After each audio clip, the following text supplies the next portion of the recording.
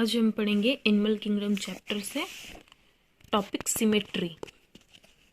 There are 3 types of symmetry: asymmetrical symmetry, radial symmetry and bilateral symmetry. Asymmetrical symmetry sponges में पाया जाता है, means Porifera में पाया जाएगा। पोरीफेरा में क्या होता है, इन ऑर्गेनिज्म में जब सेंटर से होते हुए कोई भी प्लेन पास करेंगे तो बॉडी टू इक्वल हाफ में डिवाइड नहीं होगा। जैसे कि अगर सेंटर से होते हुए ये प्लेन पास किए तो ये और ये दोनों इक्वल हाफ में डिवाइड नहीं होगा।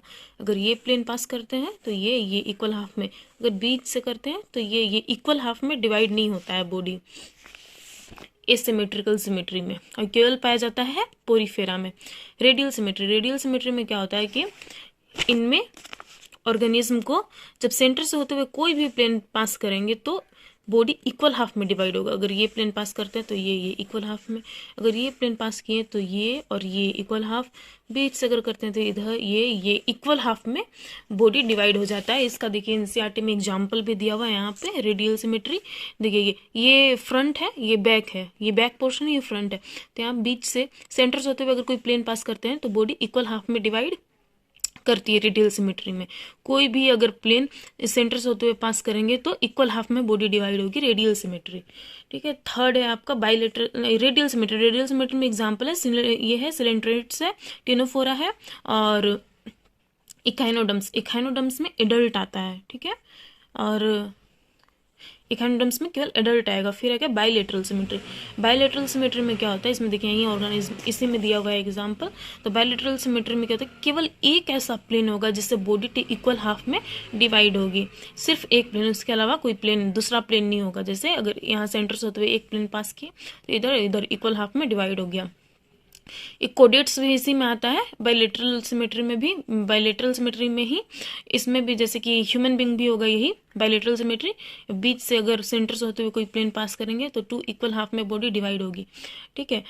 बाइलेटरल सिमेट्री में जैसे इसमें टिनोफोर तक आया रेडियल सिमेट्री, और टिनोफोरा के बाद total Platyhelminthes, Aschelminthes, Annelida, Arthropoda, Mollusca, Echinodermata, Hemichordata, कोडाटा, ये टोटल आ जाएगा आपका बाइलेटरल सिमेट्री में। ठीक है। और इक्हाइनोडर्म्स का लार्वा वो भी बाइलेटरल सिमेट्री होता है। और क्या आपको बताती हूँ, जैसे एसिमेट्रिकल सिमेट्री रेडियल हो गया, बाइलेटरल। देखिए एसिमेट्रिकल सिमेट्री पोरीफेरा में टोटल आ जाएगा। ठीक है। उसके बाद हो गया, उसके बाद है देखिए ये हो गया सेंट्रेटा, नाइडीरिया और टिनोफोरा, दोनों आ गया आपका रेडियल सिमेट्री। फिर है प्लेटीहेलमिन्थेस से लेके Platyhelminthes, Aschelminthes, Annelida, Arthropoda, Mollusca, Echinodermata, Hemichordata, कोडाटा, ये टोटल आ जाएंगे आपके बाइलेटरल सिमेट्री में। इक्हाइनोडर्म्स में आपको बताए कि एडल्ट जो है वो रेडियल सिमेट्री और लार्वा बाइलेटरल सिमेट्री।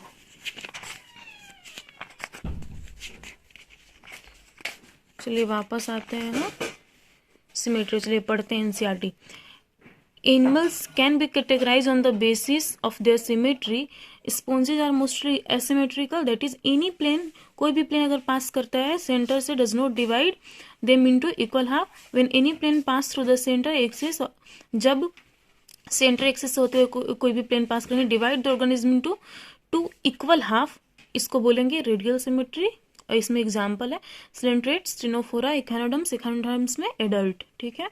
उसके बाद आ गया यहाँ पे एनिमल्स लाइक ये echinoderms have this kind of body plan. ठीक है।